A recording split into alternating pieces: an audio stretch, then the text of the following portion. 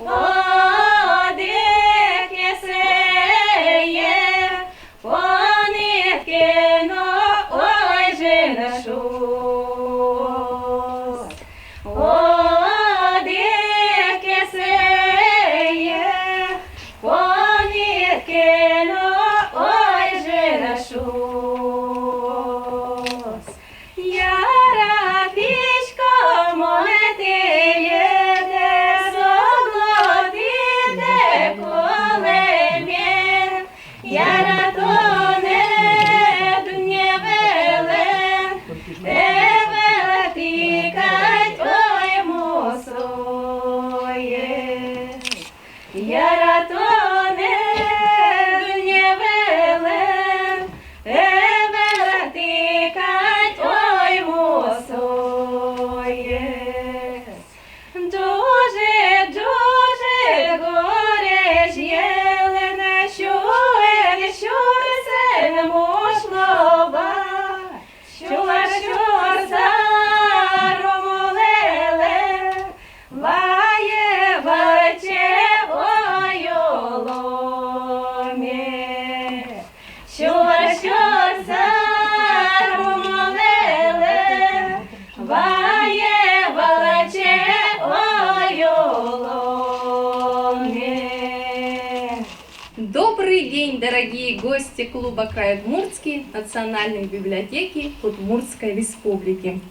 Наше мероприятие открыли представители фольклорно-этнографического ансамбля «Чипчерган» с песней «Куно Помитангур» гостевая. Это первый этнографический штрих вечера презентации автобиографической повести с этнографическими штрихами «Сибирский тракт. Дорога в достойную жизнь».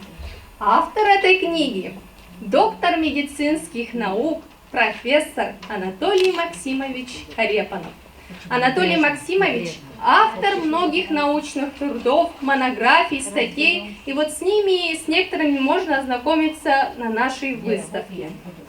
Эта книга – книга-история, это книга-летопись, это книга о трудном пути вершинам медицинской науки, которая неразрывно связана с историей нашего края, с историей нашей страны, история, связанная со знаменитой дорогой Сибирским трактом. В отрочестве и юности, пишет Анатолий Максимович, многократно ходил я по этой дороге, но задумывался ли о том, куда выведет меня из лесной глуши эта историческая дорога? Конечно, нет. Важной задачей клуба «Край Удмуртский», которому уже более 30 лет, является распространение знания о крае, его исторических, культурных традициях. За эти годы им проведено более 150 заседаний. Здесь присутствовало более 8 тысяч людей. Это и презентации, творческие юбилейные вечера, научно-практические конференции. Героями наших встреч становились самые разные видные деятели нашей республики. А вот презентации книги доктора медицинских наук у нас еще не было. А профессия врача у нас на особом счету. Я с великим удовольствием пришел сегодня на заседание нашего любимого клуба, где сложилась такая замечательная традиция встретиться в клубе с такими замечательными людьми, с их историей познакомиться. И великая радость, что наша библиотека сегодня становится еще богаче, потому что в фонд библиотеки попадает такая замечательная книга, автором которой является наш знаменитый земляк.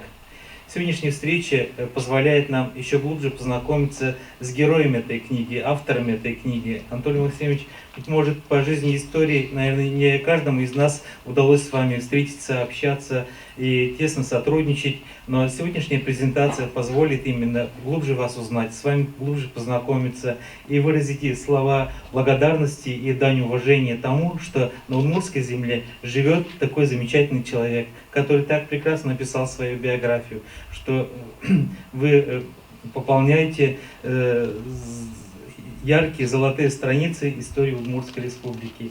И хочу от имени Министерства культуры и туризма, от себя лично, пожелать вам крепкого здоровья, долгих лет жизни, чтобы вокруг вас было много коллег, чтобы вы могли гордиться своими учениками, своей семьей, и вы по праву можете постоянно приходить к нам на заседание этого клуба, уже от имени библиотеки хочу сказать, и радоваться тому, что ваша книга будет занимать достойное место в фондах нашей национальной библиотеки. Вам всего самого хорошего, крепкого здоровья, уважаемые коллеги, всего самого доброго. Спасибо большое. Ижевская медицинская академия – это крупный учебный и научный центр не только в Удмуртии, но и в Российской Федерации. Медицинская академия стала альма-матер для многих ведущих ученых и специалистов в области медицины. Так и жизненная дорога Максима Анатольевича неразрывно связана с этим учебным заведением. Сначала студента, а затем и преподавателя, профессора. В течение 40 лет он был заведующим кафедрой факультетской терапии. В главе «Моя альма-матер» он с глубокой благодарностью и с большой теплотой вспоминает своих преподавателей Александра Яковлевича Губергрица, Николая Федоровича Рупасова, Веру Степановну Чуднову и многих-многих других. Я бы еще сказала, что эта книга – гимн учителям. Среди этих трепетных строк воспоминаний порой проскальзывает очень даже любопытная информация. Цитирую. «Медико-биологические дисциплины мне давались, как и другим фельдшерам, довольно легко. Особенно это касалось анатомии и биологии. На кафедре биологии меня считали как поставщика тараканов своим человеком. В шутку даже называли королем тараканов. О некоторых страницах биографии Анатолия Максимовича расскажет Горбунов Юрий Викторович, доктор медицинских наук, профессор, проректор по лечебной работе и дипломному образованию Ижевской государственной медицинской академии. Добрый вечер, глубоко уважаемые руководители Национальной библиотеки, гости сегодняшнего вечера. Мы с удовольствием сегодня организованно пришли всей кафедрой, чтобы еще раз сказать слова благодарности Анатолию Максимовичу за тот жизненный подвиг, который он совершил, проживая жизнь в медицинской отрасли. С Анатолием Максимовичем я познакомился, будучи студентом, плотно очень присутствовал на его лекциях, сдавал ему экзамен на 4-м курсе по факультетской терапии. К большому моему удивлению, я его сдал на 5 баллов. Анатолий Максимович поставил мне не по блату, а по-честному заработанную 5. Ну и дальше судьба, в общем-то, вела меня по жизни таким образом, что я вплотную, плечом к плечу, практически проживаю долгую жизнь в медицине с Анатолием Максимовичем. Ну, можно много говорить о дорогом учителе, можно говорить, что дала Анатолию Максимовичу академия, и что дал он академии. Он тоже дал академии очень многое.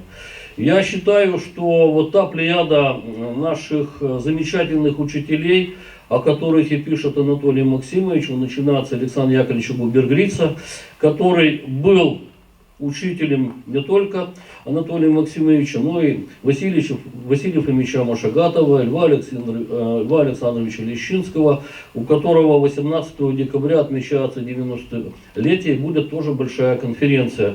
И, конечно же, Якова Всеволодовича Циммермана. С этими людьми Анатолий Максимович по жизни, конечно, тоже шел очень плотно. Если говорить об Анатолии Максимовиче как враче, то в жизни сказано, наверное, по жизни сказано все, это его благодарные пациенты. Причем принцип работы с больными у него особенный. Это, конечно же, в первую очередь высочайший профессионализм как врача. В общем-то, уникальный человек, уникальный врач, энциклопедист, которому, в общем-то, по-моему, в медицине нет нерешенных никаких проблем. Он очень любил работать и любит работать с больными. До сих пор он консультирует больных в Первой республиканской клинической больнице. Это наша палочка-выручалочка. Без него, как без рук. Все, Анатолий Максимович немножко не был в больнице, и все уже немножко готовы. Где Анатолий Максимович, где Анатолий Максимович, где Анатолий Максимович.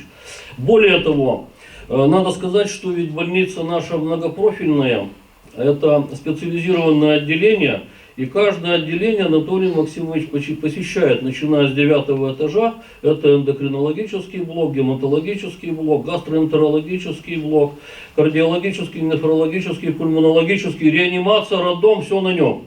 Все на нем, все где серьезно, везде Анатолий Максимович. Это такое для нас большое прикрытие, как врачей. Ну просто, конечно, с этим надо сталкиваться каждый день и видеть, в общем-то, как ждут все Анатолия Максимовича. Все тяжелые больные проходят через него. Он очень любит больных, он очень любит людей простых, которых он консультирует. Особенно он любит разговаривать иногда на родном языке, на удмуртском, вот, с больными. И больные начинают сразу, конечно, поправляться тоже, да, просто приятно, когда с ними говорят на родном удмуртском языке. Вот, как-то, правда, был период, Анатолия Максимовича записывали на телевидении, он представлял, будучи депутатом городской думы, возглавлял здравоохранение, что-то в комиссии, по-моему, да, Анатолий Максимович? Так вот, Анатолий Максимович должен был тоже выступить немножечко на удмуртском языке, но, видимо, так волновался, что говорил, волновался, вот немножко забыл удмуртский язык, да, кое-какие слова. Вот. Ну и еще я продолжу немножко как о враче, его обходы клинические, а это когда собираются врачи на разбор, приходят студенты, интерны, ординаторы, и, в общем-то, начинается поход к диагнозу. Это достаточно серьезное мероприятие, требующее, в общем-то, очень высокой квалификации, потому что всегда на клинических обходах показывают непонятных больных, да? Ну и, естественно, что присутствие на этих обходах дает, это называется одна из ступеней, наверное, повышения квалификации молодых врачей, и не только молодых врачей, даже нас, уже немножко поживших в медицинской отрасли. Ну, а раньше мы начинали, когда я учился и работал во второй городской, учился одновременно в ординатуре. Первый ряд всегда на обходах были студенты, второй ряд ординаторы, дальше врачи, потом ассистенты. Вся кафедра собиралась на клинические обходы, на клинические разборы. И, конечно, были уникальные случаи диагностики при разборах вот этих больных. Показывались больные ведь, в общем-то, непонятные, иногда с редкой патологией. И я вам скажу, что характер Анатолия Максимовича, в общем-то, так, вот это порода людей, вот это поколение людей, которое, ну, относится и относилось к делу так, что, ну, в общем-то, я не знаю, как это было, как в цехе в горячем, да, то есть добросовестно, жестко, требовательно, и так, чтобы был полный порядок во всем. Поэтому, конечно же, на обходах все старались готовиться и так далее, но иногда доходило до того, что Анатолий Максимович смотрел всех больных во второй городской больнице, терапевтических, во всех отделениях. Это гематология, эндокринология, мужское, женское отделение. Так, Анатолий Максимович, было? Так было. Врачи плакали иногда. Плакали врачи от того, что, в общем-то, требования были высокие. Тогда не было ультразвуковой аппаратуры, тогда не было никаких компьютерных томографов. Весь томограф был, как говорит Анатолий Максимович, в голове, да? То есть выстроить логическую цепочку и поставить правильный диагноз, имея, в общем-то, недостаточно солидный, серьезный блок каких-то лабораторно-инструментальных данных, было очень тяжело, конечно же. Анатолий Максимович по натуре очень человек отзывчивый. Он никогда не отказывает в консультации. Со всеми нами молодыми он поступал очень просто. Так, вот вы смотрите и консультируете такое-то отделение, только потом больного можно показать ему. То есть он проверял, как уровень какой, да, у его ассистентов. Все мы начинали с ассистентов, потом уже немножко подросли. Но еще вот о чем хочется сказать, что Анатолий Максимович, он как бы вот отзывчивый человек не только на профессиональном уровне, он по натуре человек очень интересный сам по себе, он много знает, он много читает, у него есть классическая всемирная библиотека, с ним можно поговорить обо всем.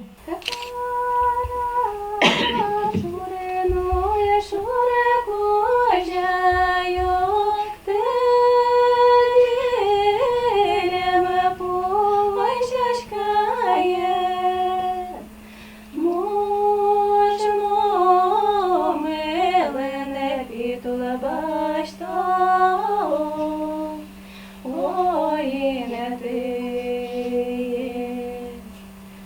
Можемо мене пітла баштон, ой, не ти. Мал подалі, я ратила на тугане, очі є тіреку, крижі очі дало бередете. Кара шуриною шурекожаю, теділями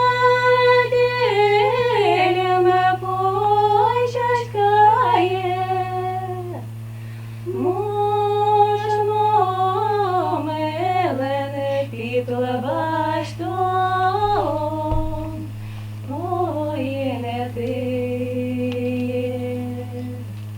Можемо милене пітла баштон,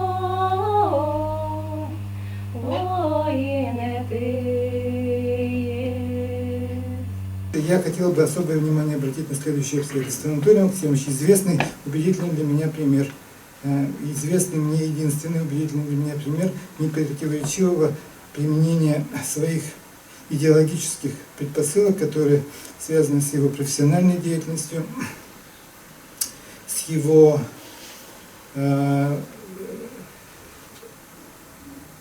его идеологической установкой, который, в общем-то, базируется на традиционном медицинском представлении.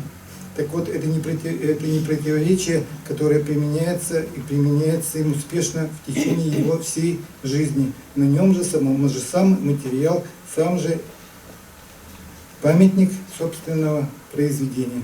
Для меня это весьма убедительный пример. И, собственно говоря, я считаю, что это самое значительное его достижение.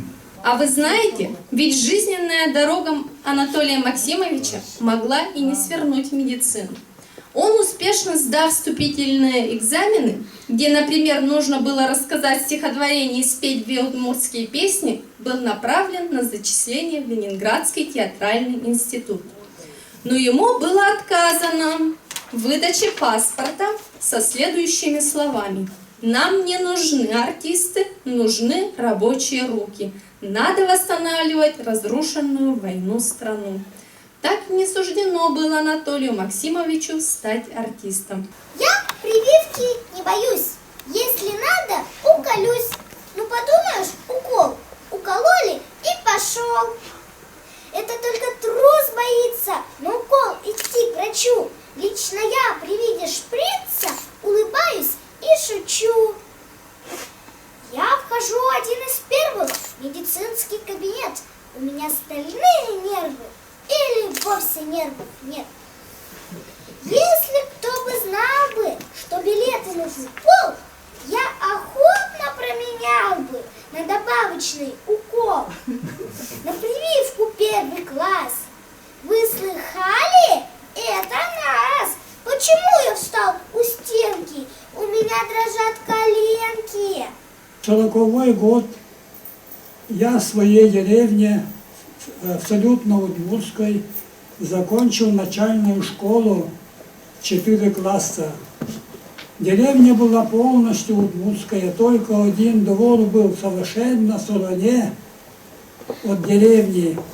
Русские там были, старик со старушкой, они были единоличники, не в колхозе. Они почти не общались с удмуртами нашей деревни.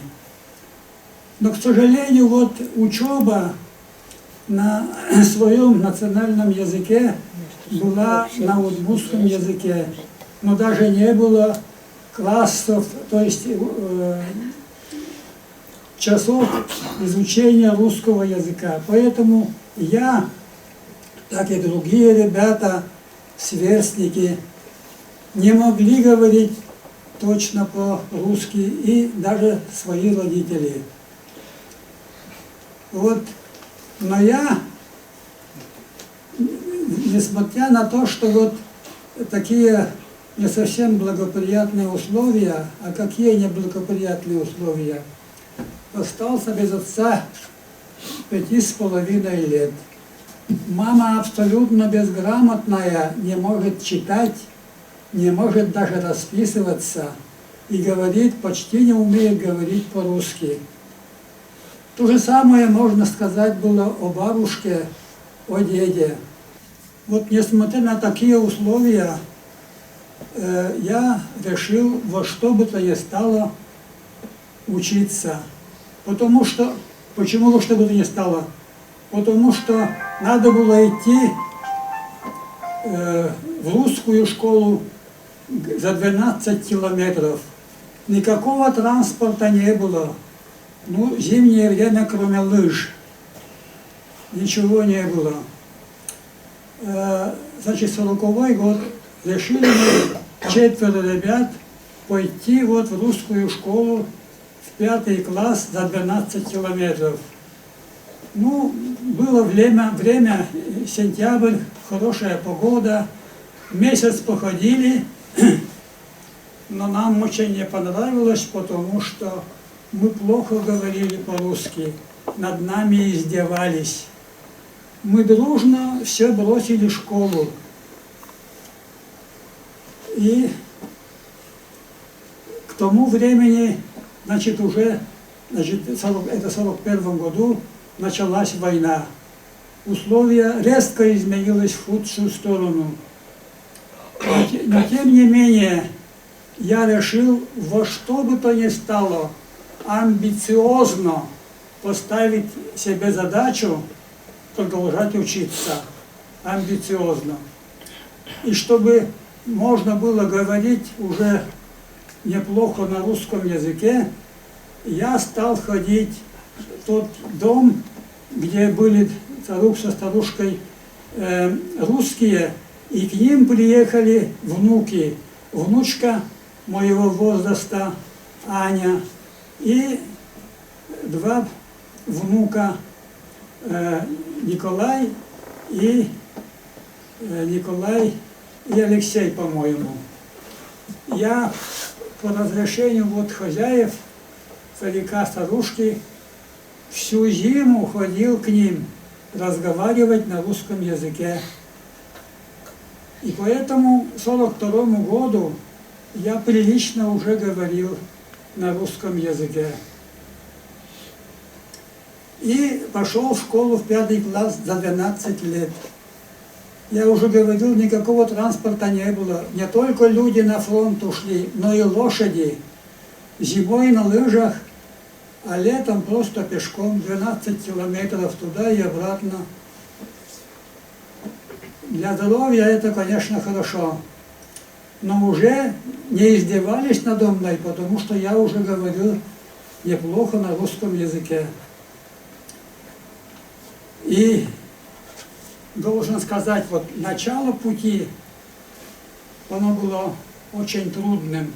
Я уже говорил, что без отца там и так далее. Потом война началась, начались инфекционные заболевания, особенно детские, умирали, антисанитария. Фельдшер 12 километров от нашей деревни, врач 22 километра. Можно ли говорить в таких условиях? А голод, холод, все это известно ведь. Я представляю человека, который относится сейчас к поколению детей войны. Так, у всех детей были вот такие условия. Но, к сожалению, все мои сверстники, которые кончили 4 класса в деревне, они не пошли учиться. Я один ходил. Я один ходил упорно. Я сейчас удивляюсь, откуда у меня было такое упорство, амбициозное. Ну что ж, закончил я 7 классов. Тогда и война закончилась, но послевоенное время тоже ведь очень тяжелое было. Продолжать, но обязательно продолжать учиться. Где бы не учиться, на кого бы не учиться, но все равно учиться надо. Это было обязательное условие моего плана, дальнего плана. И, конечно, было трудно очень продолжать. Это мало говорить трудно. Это, трудно описать, какие трудности были. И нельзя было это совершить, свой план, без помощников, без учителей. Так вот, я вспоминаю и пишу в книге о моих незабвенных учителях, советниках, помощниках и так далее, и так далее.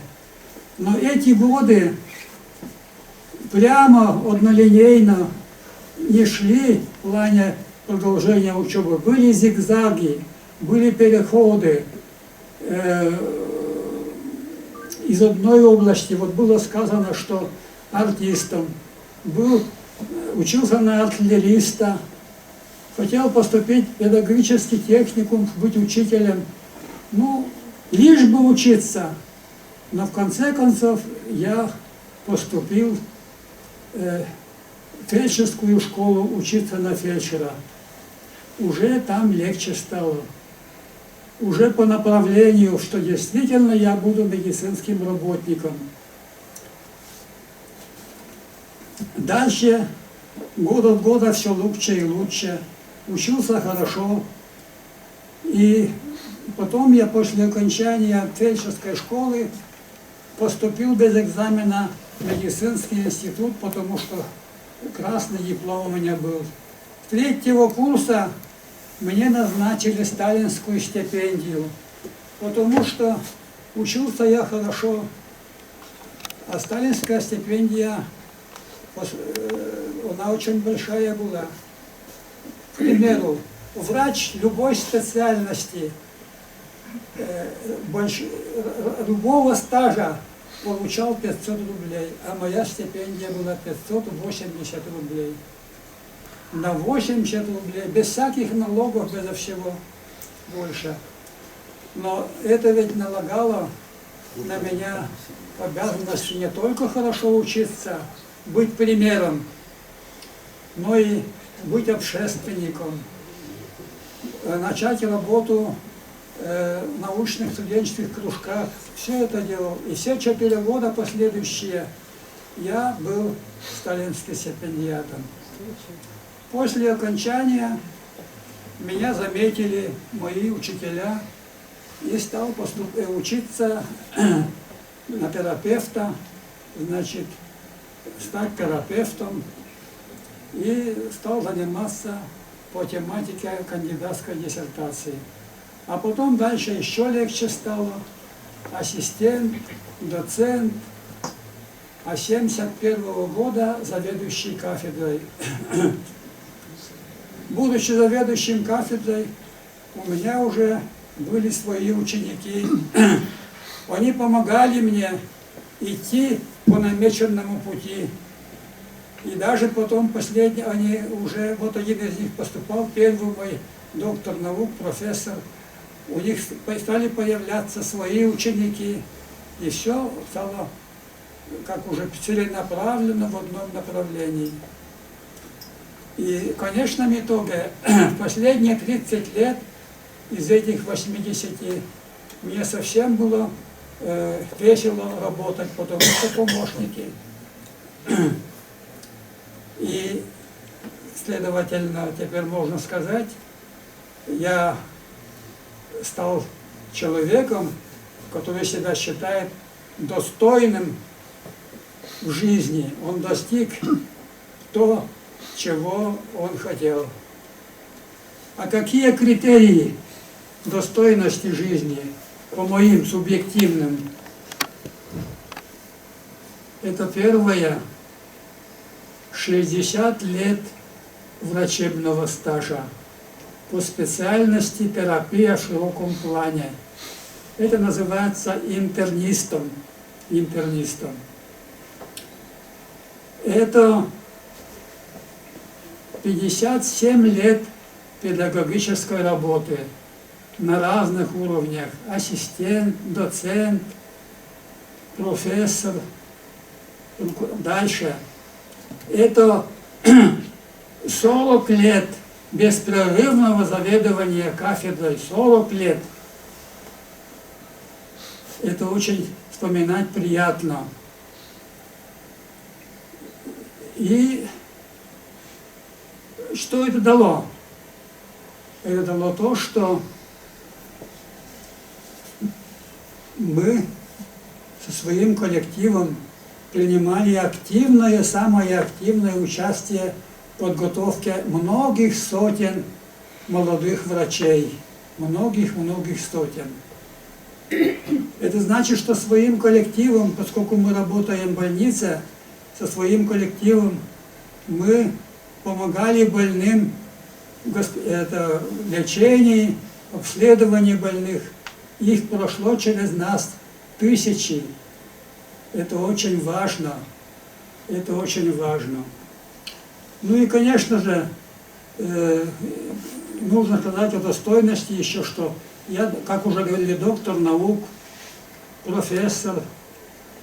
Между делом мы занимались и я, и мои сотрудники научно-педагогической работой, подготовкой научно-педагогических кадров занимались.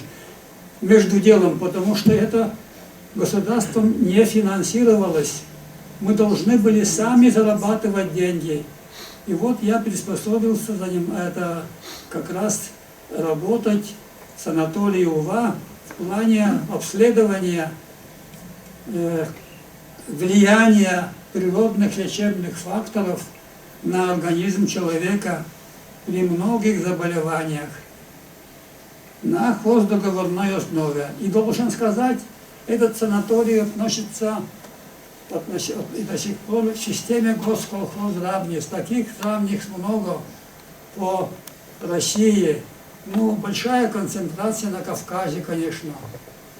И когда узнали в руководстве госколхозравницы, что мы проводим хоздоговорную работу, они специально пришли посмотреть, а на какой же основе, научной основе,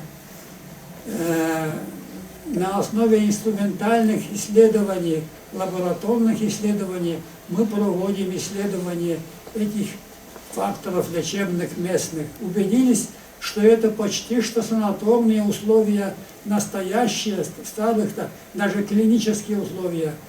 И поэтому они меня, одного из России, включили в состав аттестационной комиссии российской по системе колхоздравниц и научно-методического совета. И вот мы проводили обследование врачей южных санаторий с выездом на места. Это было очень полезно, хорошо. Писать ведь все можно, а вот посмотреть на месте, что делается, это совсем другое дело. Совсем другое дело. Но вот это все прекратилось с началом войны на Кавказе, к сожалению. Итак, мы работаем, педагогическая работа у нас базируется в лечебных учреждениях. Я всегда говорю, что наше здравоохранение в республике я представляю символически в виде своеобразного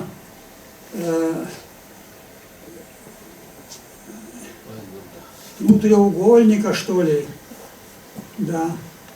Основанием является первичное звено здравоохранения.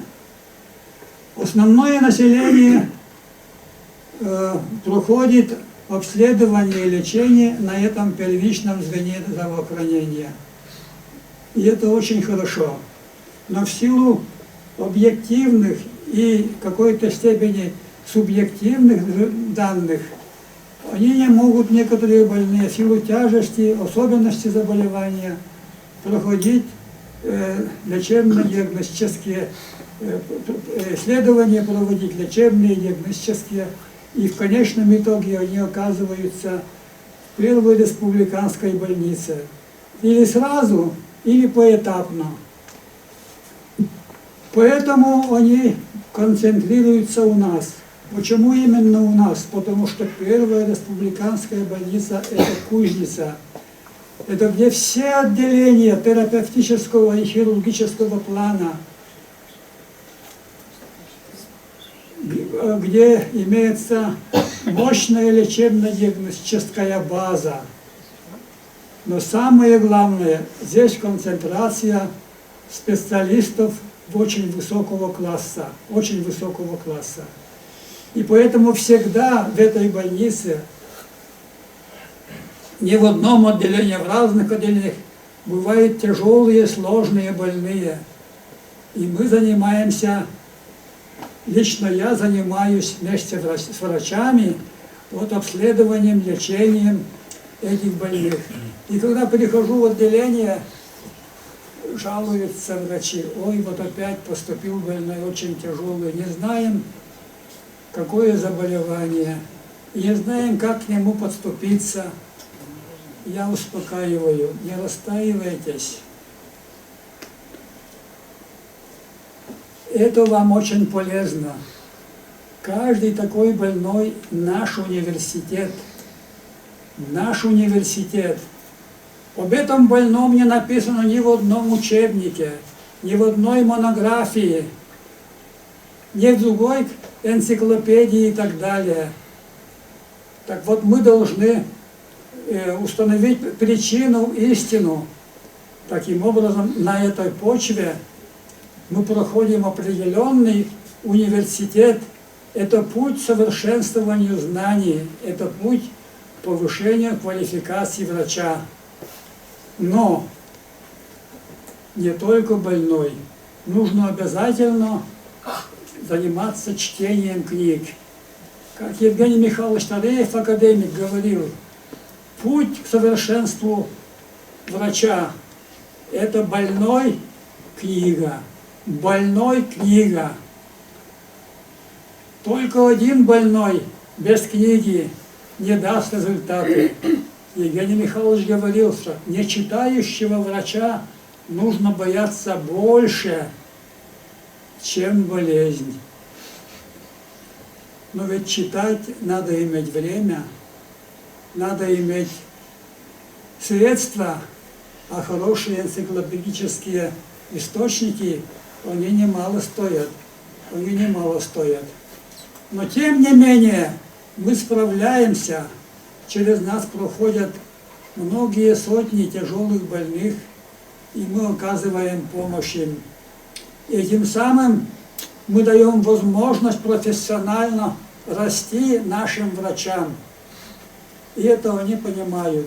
И вот после каждого очередного вот такого момента консультации, такого больного, сложного, у меня обязательно возникает мнение зайти в одну из учебных комнат, неважно какую комнату, и поделиться своими мыслями со студентами. Не вообще говорить о какой-то болезни абстрактной, а о конкретном человеке. Почему он у нас оказался? И какие были допущены ошибки, какие были промахи, какие были недостатки, на что не было обращено серьезного внимания. И вот постепенно, постепенно глаза у студентов начинают блестеть, искриться. Я чувствую, я ощущаю, что у них интерес к избранной своей специальности. Это сверхзадача преподавателя. Не насыщать его как кашей, информацией, пассивно, чтобы в одно ухо влетела информация, в другое ухо вылетела. А чтобы у человека, у студента появился интерес к избранной специальности. Это сверхзадача. Это очень важно, это очень трудно, но это очень важно. Я всегда вот говорю, что вот, чтобы быть хорошим специалистом, надо на незнакомые вопросы самому искать ответы. Вот ответ, полученный самому трудом, долго задерживается в голове. И желаю успехов. Значит, также говорю, не читающего врача нужно бояться больше болезней.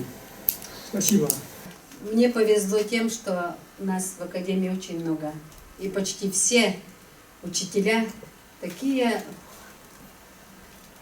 энциклопедии.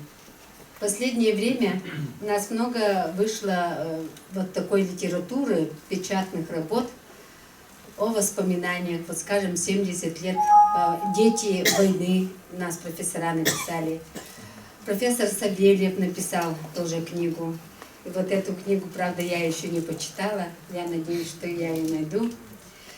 Просто хочу сказать, что Анатолий Максимович, когда работал на пропедевтике, а пропедевтика это самая важная, та профессия, которая дает возможность без всяких УЗИ, рентгенов, руками, глазами, ощущением ставить диагноз. И я тоже учась, сдавала, мы тогда учились, у нас было только был факультет лечебного дела, и вы работали с профессором Машагатовым, молодой ассистент. Мы студенты-вечерники, все, конечно, мы взахлеб занимались, бежали, чтобы нам новое, там профессор Ворончихин расскажет, профессор Машагатов. Я сдаю экзамены, значит, ребята у нас вылетают все с двойками, а мне Анатолий Максимович поставил 5. И ребята наши сказали: ага, ты удмуртка, то тебе и поставили 5. Но этих мальчиков уже и нет, и не остался никто из них в институте. В последующем он у меня был рецензентом моей кандидатской диссертации. И вот помню ваши слова. Да что такое, Вера Петровна, да такой маленькой женщины, да кто это вам такое большое количество материала дал обрабатывать? Ну, в общем, так возмущался.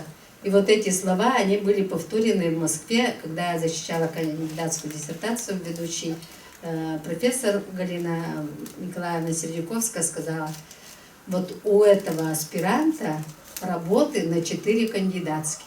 Вот это было ими подтверждено. Спасибо вам большое. Наверное, мне большое счастье выпало в жизни, что почти четверть века мы с вами провели в одном очень прекрасном создании нашем, это аттестационной комиссии. И, наверное, вот тот авторитет этой комиссии, авторитет отношения к врачам, а это очень серьезно на сегодня, потому что, ну, наверное, нет ни одного врача в республике, который не был бы вашим учеником. И, безусловно, любой врач, заходя в кабинет на аттестацию, на оценку его, в общем-то, профессиональных знаний, ну, понимаете, это любого уровня, так сказать. Доктор, он всегда ощущал дрожь в коленках, как тут сказали, да? Дрожь в коленках. Почему? Потому что это учитель. Перед ним всегда стыдно быть как-то не на высоте. Но вот Анатолий Максимович всегда из всех членов комиссии, как профессор Гасиков говорил, отличается только тем, что он всегда не задает вопрос, а формирует ответ. И поэтому вот этот вопрос, который звучит Анатолию Максимовичу, любому доктору, он доброжелательный, это профессиональный. И даже если доктор не ответил, ему, честно говоря, ну, и стыдно, и с другой стороны приятно, потому что он услышал то, что сказал Анатолий Максимович результатом, то, что он не знает, этот доктор. И, безусловно, вот эта такая школа огромная, послевузовская школа, и Анатолий Максимович вложил всю душу, все свое сердце и продолжает на сегодня и трудиться в этой комиссии. Я вас люблю, дорогой учитель, всех вам благ в жизни, самое главное здоровье. Когда я сюда первый раз приехала, мы ездили за грибами, и собирал я очень хорошо, но когда мы их перебирали, я немножко мялась так, сяд. Он говорит, у тебя проблемы с позвоночником. Я не жаловалась, у меня не болело. Но потом это впоследствии проявилось. Далее, когда Анатолий Максимович захотел заниматься пчелами, я была потрясена, что он, естественно, изучил все материалы, как живут пчелы, как за ними ухаживать, их болезни. И потом, самое главное, он вначале купил лекарства для пчел, а потом уже покупал сами пчелы рамку. Вот это, мне это абсолютно было потрясением. И вот что вот человек в той области, в которой он находится и преуспел, он это распространяет максимально на любые сферы. И я очень благодарна Анатолию Максимовичу, потому что несколько раз он мне жизнь спасал. Спасибо большое. Ну и, естественно, для меня огромная радость, что у меня есть дочь, имеющая генетические корни Анатолия Максимовича Карепанова. И более того, когда я ее воспитывала, я старалась распределить, действовать, будучи взрослым человеком, действовать как гроссмейстер. То есть мне надо было, она была дико непоседливым ребенком, мне надо было ее внимание через каждые 20, 30, 40 минут переключать на разные виды деятельности, и чтобы она все время была занята. И чтобы у нее была такая же обширная сфера деятельности, как у ее великого деда. Мне хотелось сказать о некоторых сторонах творчества, о которых не сказали. Вот Анатолий Максимович, я удивился, как он держит в памяти всю канву книги. Кто не читал книгу, вы можете сказать, что вы все здесь прочитали, но, конечно, это канва. Здесь столько художественных подробностей, что вот первая часть книги могла бы стать повестью. Потому что Анатолий Максимович удерживает в памяти столько подробностей, образов, и я удивляюсь, а как? Ведь многие воспоминания обозначаются как пережитое.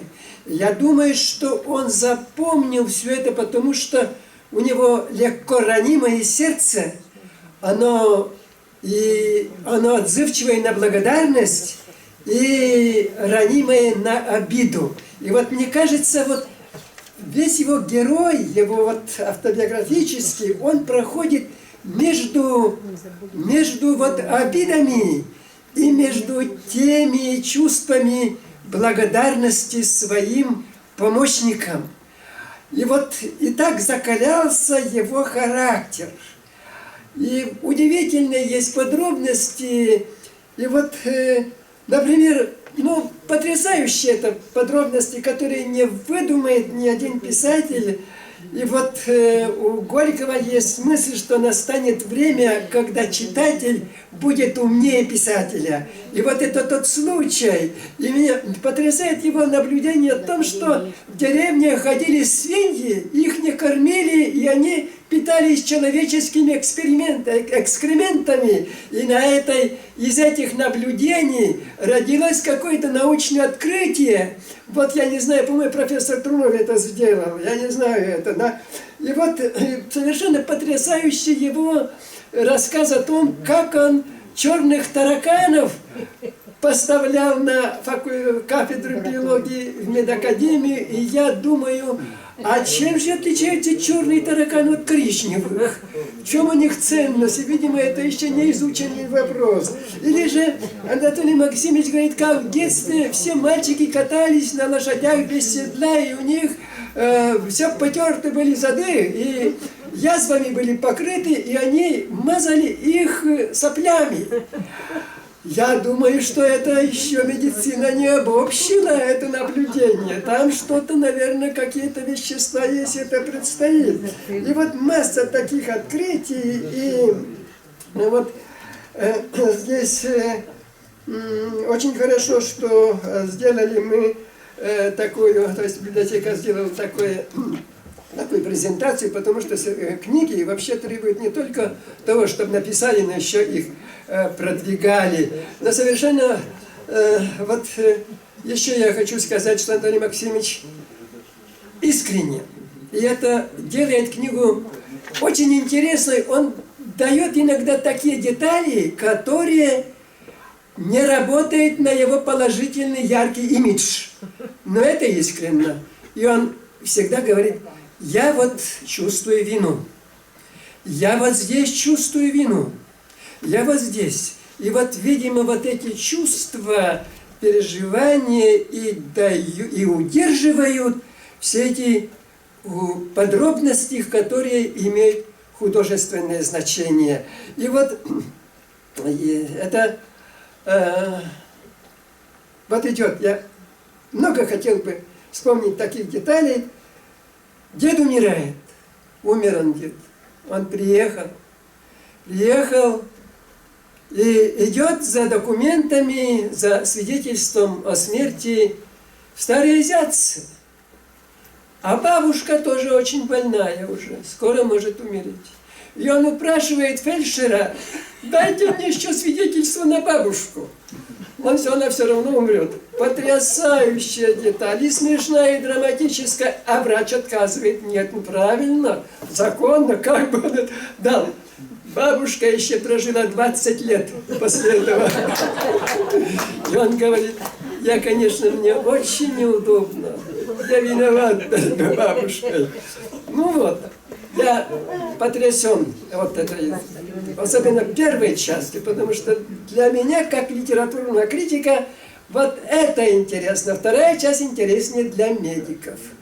Но, конечно, я думаю, что медакадемия – это такое учреждение, где столько происходит истории. Очень хотелось бы, чтобы наши звезды медицинские оставили после себя такие воспоминания, потому что это очень ценно, это для молодых, это, и знаете, для краеведов совершенно потрясающая вещь, я часто думаю об этом. Вы знаете, после священников в 20-е годы вал репрессий прошел по краеведам. Это удивительно. Почему? Потому что, вероятно, надо было оторвать от корней, направить массы на мировую революцию. И вот когда появляется масса таких книг, нас прикрепляет это к земле, к нашей родословной, нашим родителям. Спасибо вам, Анатолий Максимович. Шоке дарбат замгане ноай кусомей. Шокешке сошлангане но шоркыжай. Шокешке сошлангане но шоркыжай. Карджайдар чебергане ноай кварае. Шокешке скань саргане но горкыжа. Шокешке скань саргане но горкыжа. Вожвалан чашкагане но кажа джожа. Ожа джожа шкомгане но ячамес. Ожа джожа шкомгане но ячамес. Пушмаля тешетгане но каждо кешке. Ожа лёкешкомгане но ячамес. Ожа лёкешкомгане но ячамес.